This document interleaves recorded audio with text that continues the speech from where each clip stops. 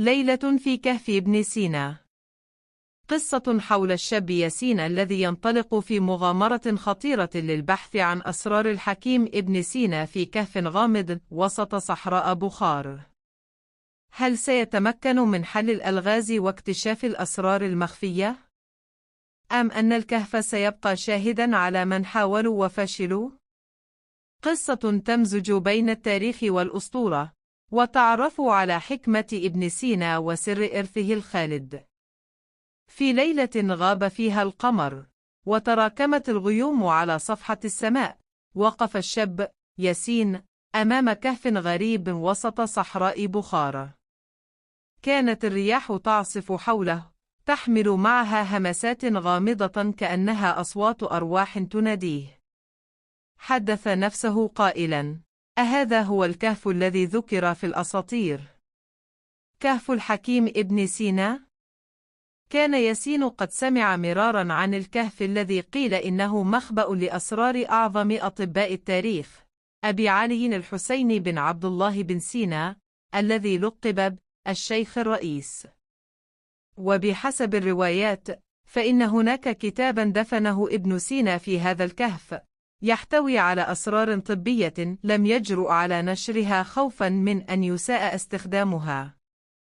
أخذ ياسين مصباحه الزيتي، ودخل الكهف بحذر شديد.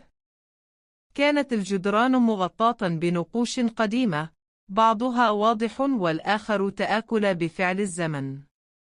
سار في الممر الضيق، وكلما خطى خطوة شعر وكأن الكهف ينبض بالحياة. فجأة سمع صوتاً همس في أذنه: لم جئت إلى هنا أيها الشاب؟ التفت ياسين مذعوراً، لكنه لم ير أحداً. تمالك نفسه وأجاب بصوت مرتجف: جئت لأبحث عن كتاب ابن سينا، أريد أن أكتشف أسراره.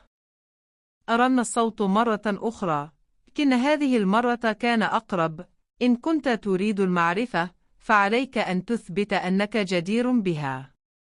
في تلك اللحظة، انفتحت أرضية الكهف لتكشف عن درج حجري يؤدي إلى قاعة واسعة. نزل ياسين بحذر، وعيناه تتأملان المكان. كانت القاعة مليئة بالكتب والمخطوطات، وفي وسطها صندوق خشبي مزخرف.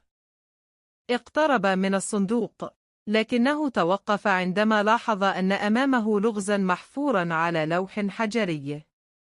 ما الشيء الذي يشفى بلمسه ويقتل بجرعته؟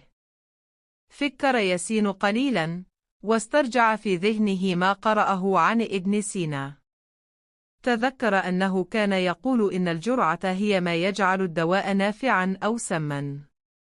فابتسم وأجاب بصوت واثق: إنه السم.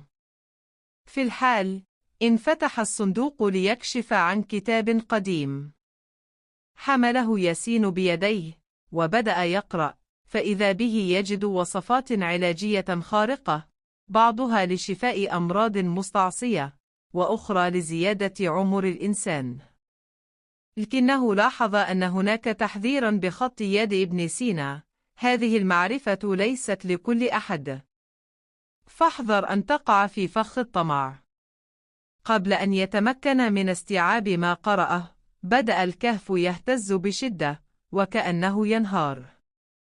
أسرع ياسين بالخروج، والكتاب في يده. وعندما وصل إلى الخارج، رأى الكهف يغلق نفسه وكأنه لم يكن هناك أبداً. منذ ذلك اليوم، أصبح ياسين طبيباً شهيراً، يستخدم ما تعلمه بحكمة لعلاج الناس. لكنه أخفى الكتاب، وتعهد بأنه لن يسمح للطمع أن يفسد إرث الحكيم ابن سينا.